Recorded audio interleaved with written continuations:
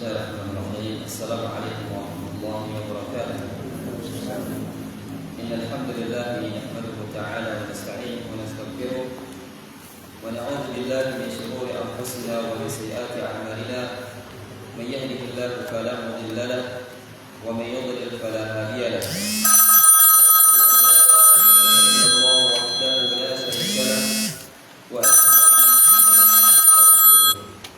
يا أيها الذين آمنوا اتقوا الله حق تقاته ولا تموتن إلا وأنتم يا أيها الناس اتقوا ربكم الذي خلقكم من نبي محمد صلى الله عليه وسلم وشر الأمور محدثاتها فإن كل محدثة بدعة وكل بدعة ضلالة وكل ضلالة في النار أعاذني الله وإياكم جميعا من النار.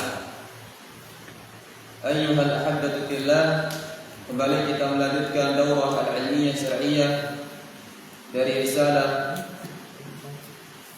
Tabsiratul Khalaf bi Dhabiti al-usul allati man khalafaha kharaja 'an manhaj salaf. Pada pertemuan sebelumnya penulis hafizahullah taala telah menyebutkan beberapa asar dari para ulama. Ada beberapa aqwal, perkataan para ulama yang menerangkan tentang ciri-ciri daripada Ahlussunnah wal Jamaah. Kemudian juga beliau menjelaskan bahwasanya usul yang dibangun di atasnya di dalam beragama kepada Allah Subhanahu wa taala, bahwasanya Rasulullah sallallahu alaihi wasallam telah menyampaikan kepada umatnya dengan jelas dan gamblang. Maka apabila hujjah telah tegak, tidak ada lagi udzur bagi seorang pun yang telah sampai kepadanya hujjah. Kemudian beliau rahimahullah taala juga menyebutkan beberapa usul, beberapa contoh usul, di antara pokok usul yang merupakan kesepakatan para ulama dan juga dibangun di atas dalil. Di antaranya masalah al-ilhad fi asma'illah wa sifati, yaitu menyimpang dari asma Allah sifati. Ini adalah usulnya ahli al-bidah. Sedangkan Ahlussunnah wal Jamaah dalam babul asma wa sifat, mereka menetapkan isbatun bila tamthil, menetapkan nama dan sifat Allah tanpa menyerupai dengan sifat makhluk. Kemudian juga wa-tanzihun bila ta'til, dan membersihkan sifat Allah dari sifat yang tidak layak bagi Allah. Ya, membersihkan tapi tidak mentaktil, mengingkari. Karena kelompok ahli al-bidah, mereka menetapkan, di antara mereka ada yang menetapkan tapi mereka menyerupai dan makhluk sifat Allah. Kemudian juga di antara contoh yang disebutkan adalah mendustakan masalah takdir. Ini di antara ciri-ciri ahli al-bidah. Demikian pula yaitu al-khuruj an syariatin Nabi sallallahu alaihi wasallam, keluar dari syariat Nabi sallallahu alaihi wasallam. Maka berikutnya beliau menukilkan perkataan al-Imam Sufyan ibn Uyainah rahimahullah taala. Bismillahirrahmanirrahim. Walal Malik rahimahullah taala wa nafa'ana bi ulumil darain. Qala al-Imam Sufyan bin Uyainah rahimahullah, as-sunnatu asyara, faman kunna fihi faqad istakmala sunnah, wa man taraka minha syai'an faqad taraka sunnah. Wa isbatul qadar wa takbiri Abu Bakar wa Umar wal haud wa syafa'atu wal mizan wa surat wal iman qawlu wa amalun wal Qur'an kalamullah wa azabal qabri wa ba'su yawm al-qiyamah wa la taqta'u syahadah ala muslim. Baik, qala al-Imam Sufyan bin Uyainah rahimahullah. Sufyan bin Uyainah termasuk di antara ulama Imam Ahlussunnah. Beliau adalah Sufyan bin Uyainah bin Abi Imran. Namanya adalah Maimun Al-Hilali. Kunyahnya Abu Muhammad. Kunyahnya adalah Abu Muhammad. Namanya adalah Maimun Al-Hilali. Ya. Al-Hilali. Imam Syafi'i memuji tentang Sufyan. Beliau mengatakan, "Ma ra'aitu ahadan akfa'u min al-futya minhu." Kata Imam Syafi'i, tidaklah aku pernah melihat seorang yang lebih mumpuni dalam ilmu untuk memberikan fatwa daripada Sufyan ibn Uyainah, termasuk di antara ulama ahli hadis. Beliau mengatakan, "As-sunnatu 'asyarah."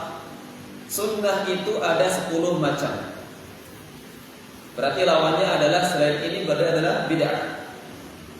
Sunnah yang telah ditetapkan di dalam Al-Quran wa Sunnah dan dalam kutubus Sunnah, kita para ulama ada 10. Namun ini bukan berarti pembatasan. Tapi ini yang paling penting. Di antaranya kata beliau, "Faman kunna fihi." Maka barang siapa yang pada dirinya terdapat 10 macam sunnah ini, faqad istakmala sunnah, maka sungguh kesungguhannya telah sempurna. Saya meyakini 10 macam sunnah ini, kemudian dia mengamalkan, tidak mengingkari, telah sempurna sunnahnya, keyakinannya. Ini kata Sufyan ibn Uyainah. Dan sebaliknya kata beliau, "Wa man taraka minha." Dan barang siapa yang meninggalkan dari sunnah tersebut syai'an, satu saja, tidak 2, tidak 3, satu saja sedikit dari sunnah tersebut, faqad taraka sunnah, maka sungguh dia telah meninggalkan sunnah Nabi sallallahu alaihi wasallam. Ya. Ada 10 macam disebutkan oleh beliau. Di antaranya kata beliau, yang pertama adalah sunnah itu itsbatul qadari, penetapan takdir. Kita mengimani, kita meyakini masalah takdir Allah Subhanahu wa taala. Ini sunnah. Dalilnya sangat banyak dalam Al-Qur'an, dalam hadis, dan juga ijma' para ulama. Dalam Al-Qur'an Allah mengatakan, "Inna kulla syai'in khalaqnahu biqadarin." Ya, sesungguhnya kami menciptakan segala sesuatu dengan takdir. Wallahu khalaqakum wama ta'malun. Dan Allah Subhanahu wa taala telah menciptakan kalian dan apa yang kalian perbuat. Jadi perbuatan kita, aktivitas kita sehari-hari, ya amaliyah kita ini bagian dari ciptaan Allah. Namun Allah Subhanahu wa taala berikan kita ikhtiar, pilihan, mau melakukan yang baik atau yang buruk. Ya, ini merupakan bagian daripada as-sunnah. Dan babil faidah, apa bedanya antara qada dan qadar? Kita sering mendengar qada dan qadar. Disebutkan oleh Syekh Ibnu Taimiyah rahimahullah taala, antara qada wal qadar, kata beliau, idza utliqa al-qada idza utliqa syamula al-qadar. Kata Syekh Ibnu Taimiyah, qada itu apabila diitlaqkan, ya, ketika dia digunakan maka mencakup qadar, takdir. Qadar dan qadar. Dan sebaliknya, dan al-qadar idza utlika syamula al-qada. Jadi saling berkaitan antara miskin, seperti kalimat istilah miskin dan fakir. Ya. Tapi perbedaannya adalah di antara yang berbeda oleh Syekh Ibnu Taimiyah, qila, ada qila, sigah tamrid. Perbedaannya al-qada ma yaqdihi Allahu fi khalqihi. Kalau qada, sesuatu yang telah Allah tetapkan di dalam penciptaannya, itu qada. Sesuatu yang telah Allah ciptakan dalam penciptaannya, fi khalqihi au adami, atau tidak diciptakan, atau taghyir, ada perubahan. Ya, perubahan yang terjadi bagi makhluk. Nah, sedangkan takdir itu tadi apa? Al-qada. Sesuatu yang telah Allah tetapkan dalam hal ciptaan, ya, Allah mau menciptakan ataukah tidak. Allah mau ada terjadinya perubahan ataukah tidak. Ini kembali kepada kehendak Allah. Sedangkan takdir adalah sedangkan takdir al-qadar yakunu al-qadar sabiqan. Qadar itu lebih dahulu.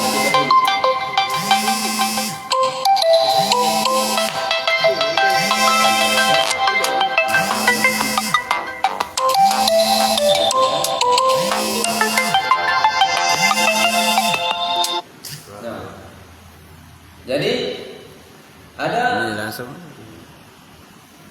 Jadi al-qadar adalah sabiqan wal qadar lahiqan. Kalau qadar itu lebih dulu, sedangkan al-qadar itu menyusul. Ya. Paham ya? Kalau al-qadar sesuatu yang telah letakkan sejak zaman azali. Apa zaman azali? Zaman sebelum penciptaan makhluk. Allah tetapkan takdir. Kita nanti ngaji bulan Ramadan, Allah tetapkan sejak zaman azali. Ya. Terjadinya pengajian atau yang semisalnya, ini adalah qadar dan takdir Allah Subhanahu wa taala. Dan bijulu qadar apa qadar? Qadar dulu, kemudian qadar. Nah, meninggalnya seorang, dapat musibah, bahagia, sengsara, tepan insya Allah Ta'ala dari zaman azali, jauh zaman sebelum penciptaan makhluk. Tapi dalam seiring perjalanan dia menjadi bahagia, sengsara, kemudian dia jadi beriman atau apa, ya. Ini adalah qadar Allah Subhanahu wa taala. Saling berkaitan tidak? Saling berkaitan antara qadar dan qadar.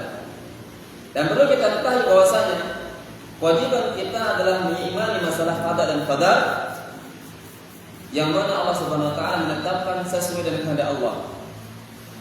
Dan dalam beriman kepada qadar dan qadar memiliki 3 tingkatan. Iman kepada takdir ada 4 maratib, 4 tingkatan. Tingkatan yang pertama adalah tingkatan ilmu, disebut dengan al-ilm, maratib al-ilm. Ya, yakni mengilmui tentang masalah bahwasanya Allah Subhanahu wa taala mengetahui apa yang sedang terjadi, yang telah terjadi dan yang akan terjadi dan bagaimana akan terjadi. Allah tahu semua. Dan apapun kita lakukan, saat nampak, saat tidak nampak, Allah tahu. Ilmu tentang masalah qadar dan qadar. Ini tingkatan yang pertama. Jadi al-ilm. Yang kedua adalah tingkatan al-qadar adalah al-kitabah, penulisan takdir. Allah mencatat dalam kitab Lauhul Mahfuz segala yang akan terjadi pada makhluk, penciptaan langit dan bumi, ya. Kemudian juga terjadinya musibah dan seterusnya. Ini merupakan bagian dari kitabah, catatan Allah Subhanahu wa taala. Kemudian yang ketiga di antara tingkatan takdir adalah al-masyiah, kehendak. Allah berkehendak. Ya. Wa ma tasyauna illa an yasha Allah. Dan tidaklah kalian berkehendak melainkan apa yang Allah kehendaki. Jadi Allah Subhanahu wa taala menghendaki setiap perkara pada makhluk dan tidak akan pernah terjadi kecuali dengan masyiatnya Allah. Kita punya kehendak juga, tapi karena kita di bawah kehendak Allah Subhanahu wa taala. Ini akidah Ahlussunnah. Beda dengan akidahnya Jabariyah. Manusia ini marabot. Itu paksa. yakni majbur bil amal. Bagaikan pohon ini yang dihempaskan oleh angin. Beja angin to angin lah. Timu angin milu angin timu. Atau marah bulun manuk atau bulu. Beja angin no. Ini akidah Jabariyah. Sedangkan manusia diberikan pilihan. Dia mau melakukan, diberikan jalan dari hujah Mau kita yang apa yang batin? Mau menjadi mukmin apa kafir? Diberikan pilihan. Jadi nggak boleh berubah dengan takdir. Ya, Umar bin Khattab radhiyallahu anhu ketika ada yang minum khamar, ya, tidak salah mencuri, kemudian Umar ingin menghukumi dan kemudian dia mengelak. Ya Umar, bukankah aku melakukan ini karena takdir Allah Subhanahu wa taala? Ya. Kena memang. Aku gawe ini takdir Allah, dari si takdir. Terus terbalas si Umar, pada masa aku tegakkan hukum karena takdir Allah. Semua takdir, qisas, hukuman adalah takdir kauniyah syar'iyyah. Sedangkan terjadinya perbuatan hamba iradah al-kauniyah, kehendak sifatnya kaun yang terjadi di alam ini. Jadi nggak bisa bermasalah masalah takdir. Ya. Tugas kita adalah beriman. Nah, kemudian yang terakhir di antara maratib takdir al-qadar adalah yaitu al-khalq wal ijad, penciptaan. Apa bro? Tingkatan takdir pertama ilmu. Al-ilmu apa maksudnya? Bukan kita mengilmui, Allah mengetahui segala perkara yang akan terjadi. Jadi Allah Subhanahu wa taala alimah ma kana wa ma sayakun. Allah tahu apa yang telah terjadi dan apa yang akan terjadi. Wa idza kana kaifa yakun. Nah ini. Dan kalaupun terjadi mungkin kejadiannya Allah tahu. Hatta dedaunan terik Allah tahu. Ya. Apa yang terbetik di dalam hati Allah Subhanahu wa taala mengetahui. Baik. Berikutnya ini yang pertama. Jadi kata Imam Sufyan bin Uyainah, sunnah yang pertama adalah masalah al-qadar, karena di sana ada yang mengingkari daripada al-sunnah, yaitu orang-orang al-qadariyah dan jabariyah. Nah, yang kedua adalah wa taqdimu Abi Bakr wa Umar. Di antara usul pokok al-sunnah, kata beliau adalah mendahulukan Abu Bakar dan Umar dalam masalah khilafah. Ya. Ini badan kepada siapa ini? Yang berseberangan Syiah. Kesalahan Abu Bakar wa Umar dengan Syiah Rafidah. Abu Bakar Umar merampas kekhilafahan Ali bin Abi Thalib ini. Maka urutan khilafah Rasulullah Abu Bakar wa Umar, dan Abu Bakar dipilih berdasarkan isyarat petunjuk dari Rasulullah SAW. Namun perlu kita bedakan jamaah antara mendahulukan khilafah sama mengutamakan antara yakni yang jadi khilaf di antara para ulama Ahlussunnah dalam masalah Utsman dan Ali, dalam masalah al-mufadalah mana lebih utama. Tapi masalah kekhilafahan semua sepakat, Abu Bakar, Umar, Utsman, kemudian Ali bin Abi Thalib.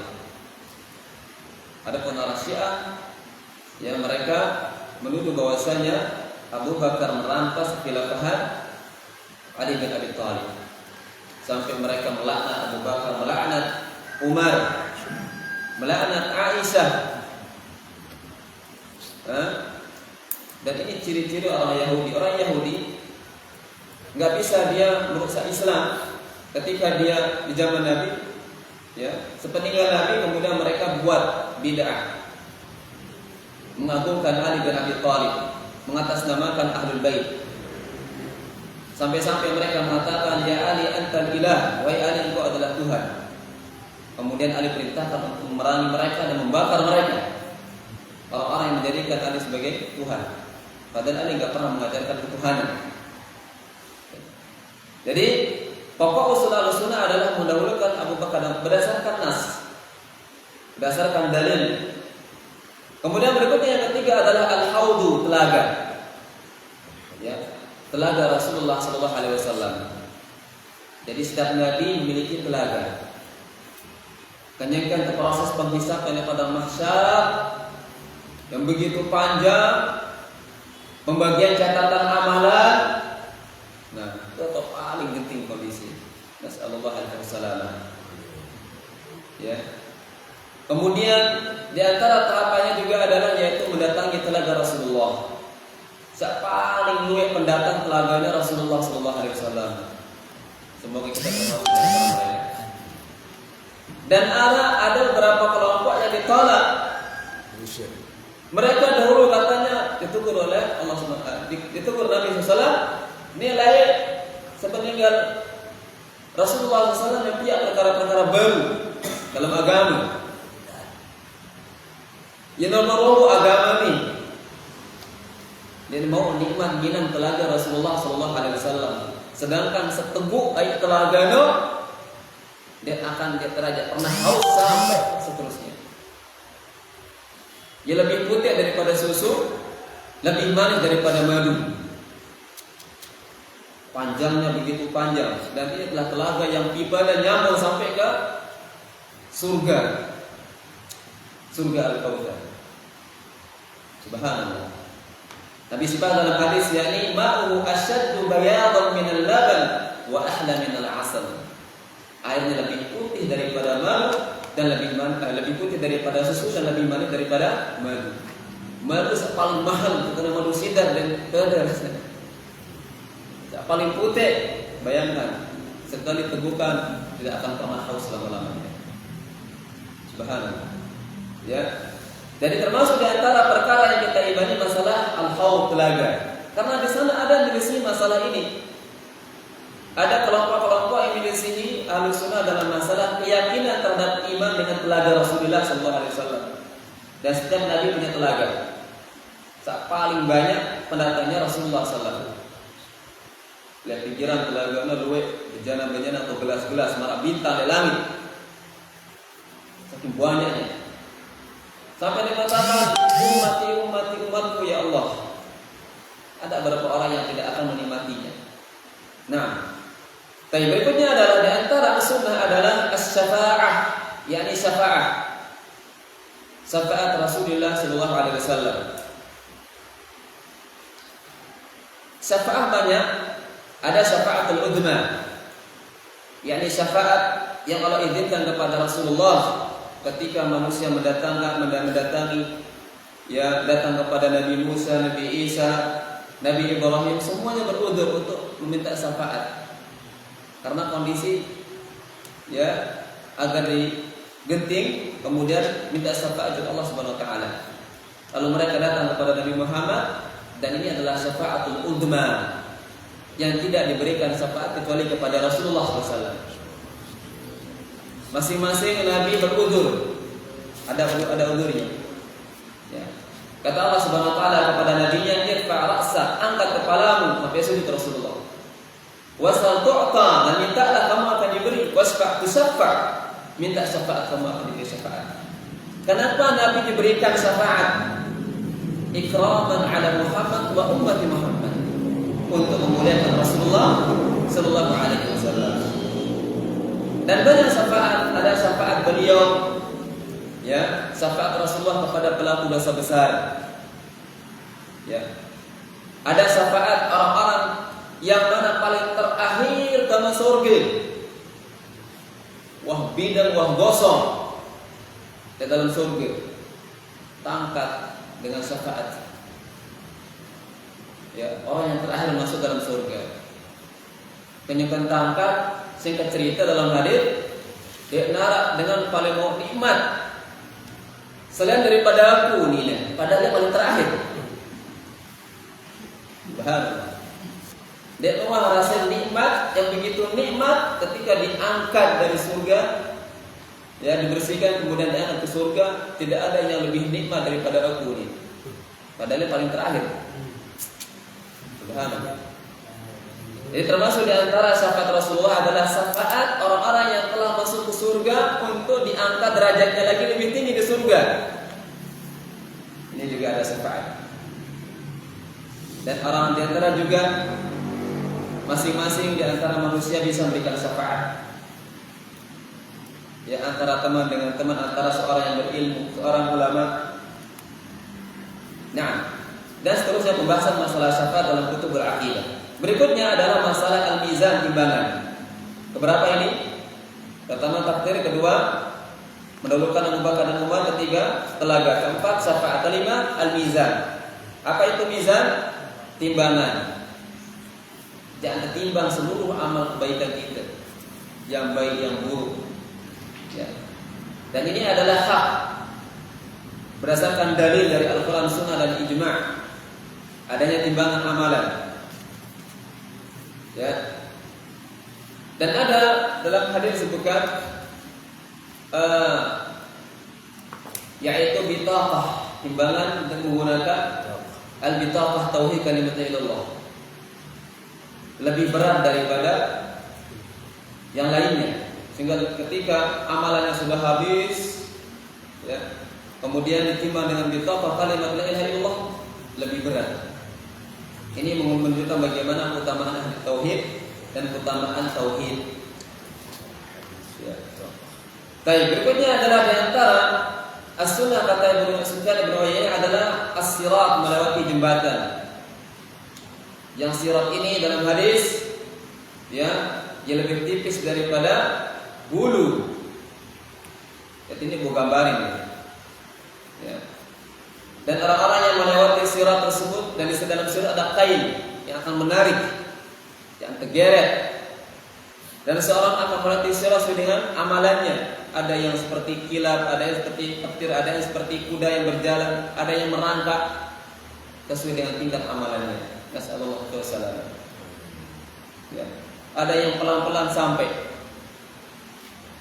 Tapi perlu diingat, ini akidah Ahlussunnah. Di sana ada yang tidak meyakini masalah as-sirat. Bahkan ada yang mengatakan tengah-tengah tauhid, dia surga dia neraka.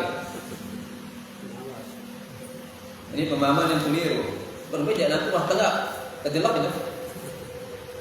Nah, baik, berikutnya adalah di antara perkara sunnah, kata beliau, wal imanu qaulun wa amalun. Beriman, iman itu adalah ucapan dan amal. Iman itu adalah diucapkan dengan lisan. Jadi qaul mencakup dua, jamaah. Qaul apa yang pertama?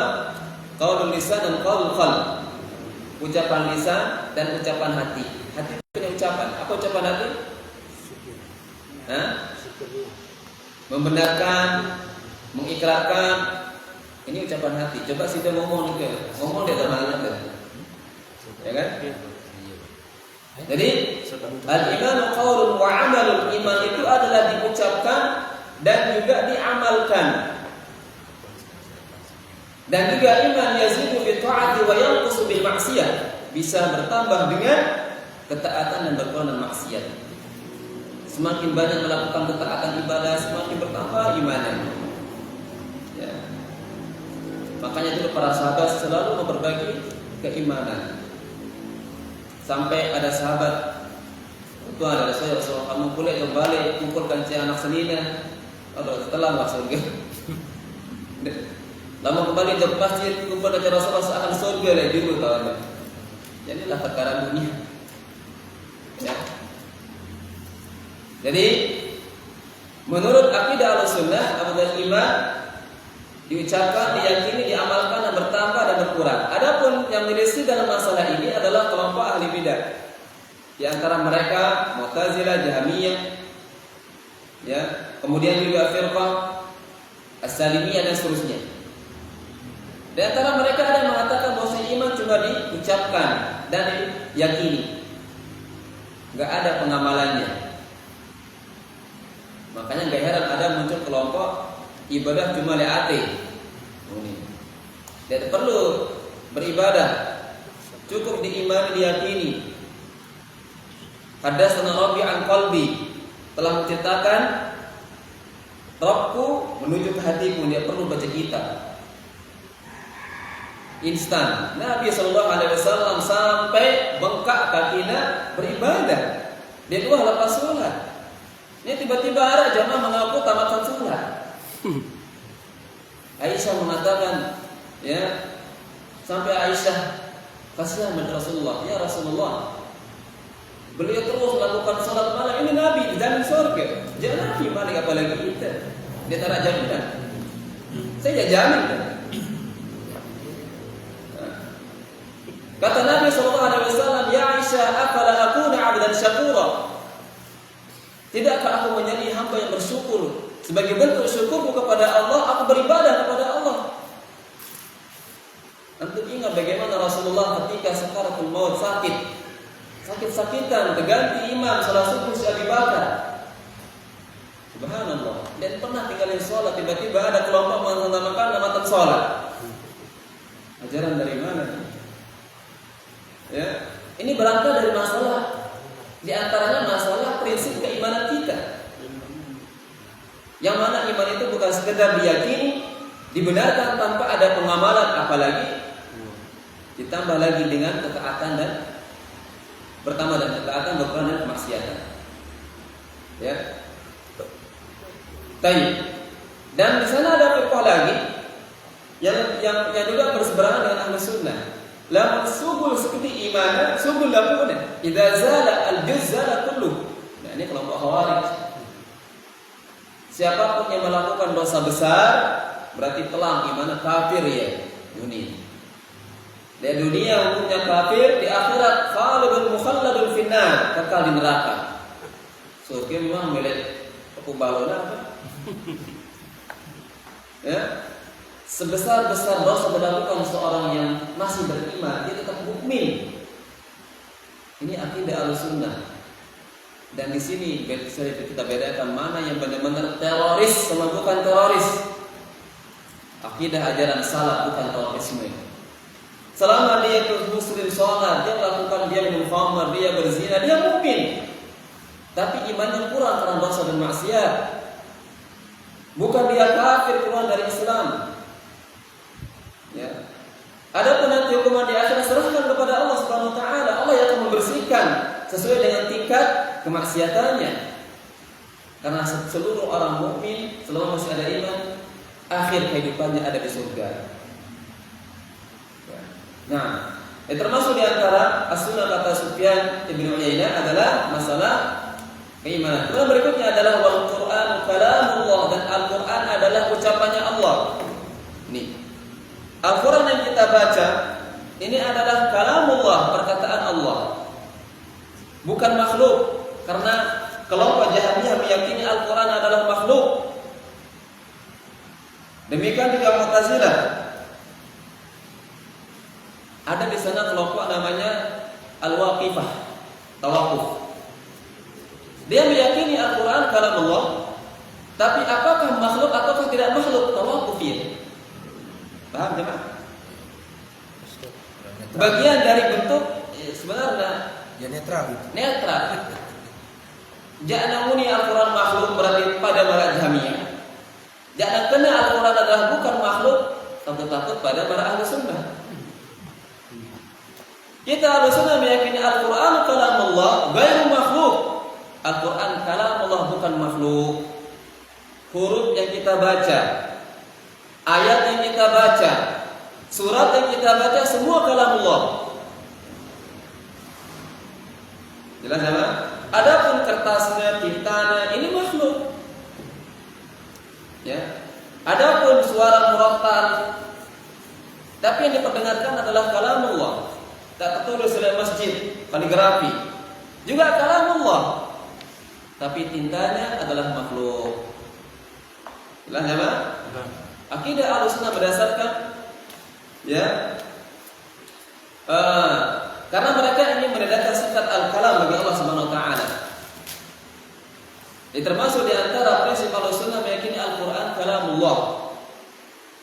Dan rahimahullah Imam Ahmad, Imam Al-Mubaddal Ahmad bin Hanbal, Imam Ahlussunnah, karena berkat ketubahan beliau mempertahankan masalah Al-Quran kalamullah bukan makhluk, tersebarlah sampaikan kepada umat sunnah. Di saat ujian masalah Al-Quran makhluk, di saat pada zaman beliau yakni ilmu kalam menjadi dustur, menjadi apa? Undang-undang pada masa itu. Ya, ujian yang sangat berat bagi Imam Ahmad. Bahkan ada di antara ulama terpaksa mengatakan Al-Quran makhluk.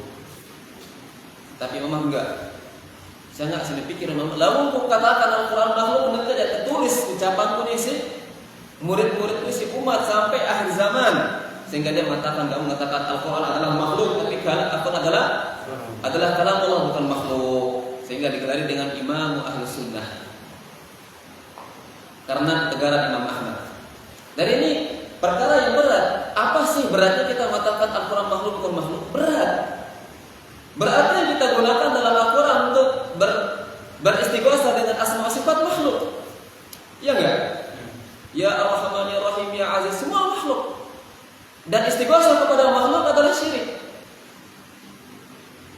Berkonsekuensi kepada perkara yang sangat berat, sangat besar. Ya. Enggak ada bedanya dengan tulisan manusia, kalam manusia dan kalam Allah. Jadi bisa diinjak, bisa diangkat. Sedangkan Al-Quran kalam Allah tidak. Enggak ada bentuk pengagungan kepada kalam Allah Azza wa Jalla. Maka orang yang paling mengagungkan kepada Al-Quran kalam Allah adalah Ahlus Sunnah wal Jamaah. Adalah para ulama salaf rahimahullah taala. Nah, jadi termasuk di antara prinsip Ahlus Sunnah adalah Al-Quran kalam Allah. Berikutnya adalah wa'adabul qabr. Di antara kata Imam Sufyan bin Uyainah adalah masalah adabul kubur. Dan adab kubur merupakan tetap dalam berdasarkan Al-Quran, Sunnah dan ijma'.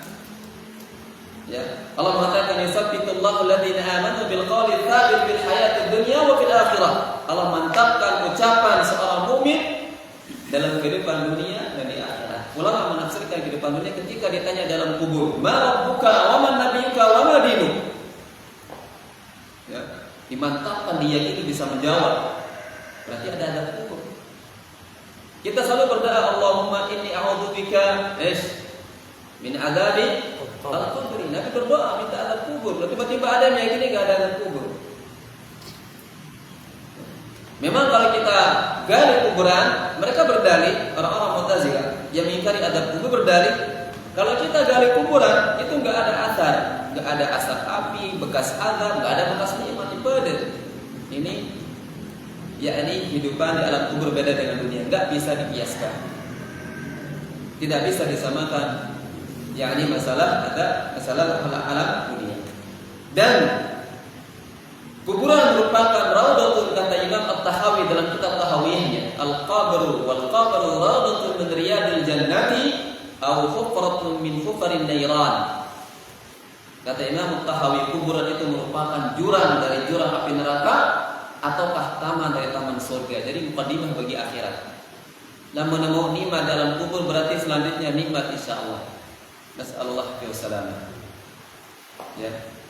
Nah, berikutnya adalah kita singkat saja dari pokok daripada sunnah, wal ba'tsu yaumil qiyamati, dan kebangkitan pada hari kiamat. Manusia akan dibangkitkan dari alam kuburnya.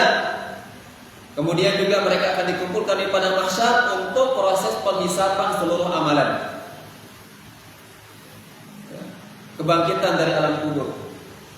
Karena di sana ada yang mengingkari dari orang-orang yang ahlul kalam dan semisalnya mereka mengingkari masalah kebangkitan. Dan berikutnya wala taqta'u bisyahadati 'ala muslim, terakhir yang ke-10. Termasuk di antara sunnah kata Sufyan, tidak boleh kita memastikan orang ini adalah mempersaksikan dia muslim, dia mukmin, ya, atau tidak, dia pasti masuk ke dalam surga, enggak boleh. Si fulan masuk surga, si fulan masuk neraka. Maksudnya kita ta'yin, kita sebut secara individu. Adapun yang boleh kita tetapkan sebagaimana dalil, Abu Bakar di surga, Utsman 10 sahabat yang masuk surga, boleh. Demikian juga hadis Ukasah bin Mihsan. Ya, ketika Nabi menyebutkan ya 70.000 akan masuk ke surga tanpa azab, tanpa hisab. Ada 4 di antara sifat orang-orang yang 70.000 itu. Lalu sahabat Ukasah bin Mihsan mengatakan, "Ya Rasulullah, ij'al lana minhum, jadikanlah aku termasuk di antara mereka." Anta minhum. Kamu termasuk di antara mereka. Lalu para sahabat angkat tangan, pilih. Cukup. Jadi apa? Menentukan atau memastikan seorang dengan surga neraka ini haknya Allah, bukan haknya Nabi Muhammad, dan bukan haknya kita sebagai umat Nabi Muhammad. Ada dalil kita tetapkan. Gak boleh kita memastikan dengan surga neraka tanpa ada dalil. Tapi kita mendoakan semoga orang-orang yang melakukan kebaikan masuk surga, ya, didoakan. Tapi pasti butuh dalil. Nah, jadi ada 10 tadi disebutkan oleh beliau. Kita ada sedikit apa cukup Pak? Bagaimana dengan kita dulu? Ya. Bagaimana dengan ada hadis yang Rasul pernah katakan Abu Bakar fil jannah, Umar fil jannah. Iya, itu ada hadisnya. Iya. Nah, kita menetapkan memang ada hadisnya. Berarti sudah ditetapkan oleh Rasulullah begitu. Rasulullah menetapkan karena berdasarkan wahyu dari Allah. Allah mengatakan wa may yantiqu 'anil hawa in huwa illa wahyu yuha. Dan tidaklah Rasul itu berbicara berdasarkan hawa nafsu, melainkan wahyu. Nah, ayo. Qala Imam Ali bin Madini rahimahullah. As-sunnatu al-lazimatun allati man tarakaha minha khaslatun man yaqulha aw yu'minu biha lam yakun min ahliha. Summa dzakara jumlatan min usulil ahli sunnah.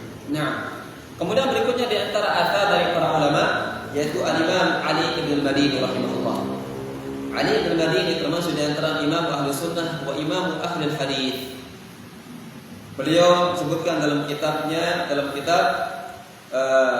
yakni disebutkan nama asli beliau, itu bisa lihat di catatan kaki nama aslinya ada di bawah itu. Jadi serius ada nomor telu halaman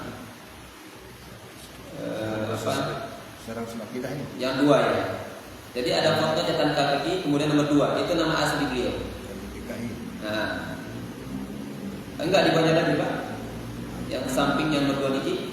Beliau mengatakan di sini dalam ta'liq catatan kaki Ali bin Madini, namanya adalah Ali bin Abdullah. Itu. Ali bin Abdullah bin Ja'far As-Sa'di bin Al-Madini. Lebih dikenal dengan Ali bin Madini. Namanya Ali. Kunyahnya adalah Abdul Hasan. Qala Al-Bukhari tentang bagaimana keagungan keilmuan Ali al-Madini. Al-Bukhari mengatakan tentang beliau, "Mastasghartu nafsi 'inda ahadin," kata Imam Bukhari. Tidaklah aku merasa lebih kecil menganggap diriku terdiri ya di hadapan seorang pun kecuali di hadapan Ali bin al-Madini. Sedikit pun sinanda mesti Bukhari di hadapan Ali bin al-Madini. Bayangkan Imam Bukhari bagaimana dengan Ali bin al-Madini, jabal fil ilm. Ya, luar biasa bagaimana ini penghormatan ulama kepada ulama. Baik, kata beliau, as-sunnatul lazimah, sunnah yang merupakan sunnah yang lazim, yang harus, allati man tarakaha minha, yang barang siapa meninggalkan sunnah tersebut khistlah, satu sifat. Saya tinggalkan satu sifat di antara sifat sunnah, lam yaqulha, dia tidak mengucapkan dengan sunnah, tidak berdalil dengan sunnah, ya, tidak beristilah dengan sunnah dengan hadis yang sahih, au yu'min biha, dan dia tidak beriman dengan sunnah, lam yakun min ahliha, maka dia bukan termasuk daripada ahli sunnah. Ini makna mantuk perkataan Ali bin Madini. Berarti siapapun yang tidak berdalil, berbicara, beriman dengan hadis Nabi yang sahih, semua perkara termasuk perkara usul yang tadi disebutkan, laisa min ahli sunnah, bukan termasuk bagian atau golongan dari ahli sunnah wal jamaah. Tsumma dzakara jumlatan min usuli ahli sunnah. Kemudian Ali bin Madini menyebutkan sejumlah dari pokok-pokok ahli sunnah dalam kitab beliau. Namun di sini singkat saja beliau sebutkan tentang ciri di antara ciri ahli sunnah jamaah. Mungkin sampai di sini dulu sampai kita menuju Ustaz itu. Ada yang sekarang saya tahu ini Imam Ali al-Madini. Gimana? Sekarang kita dengar namanya. Ma'ruf jadi ulama Ali bin Madini dalam kitab al-hadis. Insyaallah kalau kita mengkaji Sahih Bukhari, haddatsana masalah riwayat hadis, tidak akan terlupakan nama beliau, selalu ada ulama-ulama al-hadis. Nah. Baik. Subhanallah wa bihamdihi asyhadu an la ilaha illa anta astaghfiruka. Karena pada kesempatan teman B coba sekali dengan aliran-aliran ini terutama supaya kita terhindar dari subhat-subhat mereka itu. Ajamiyah, Jabariyah yang itu. Atau kita melihat aliran yang sering nampak di masyarakat. Seperti Qadariyah. Nah, secara mujmalah saja kan? Iya, secara umum. kan ada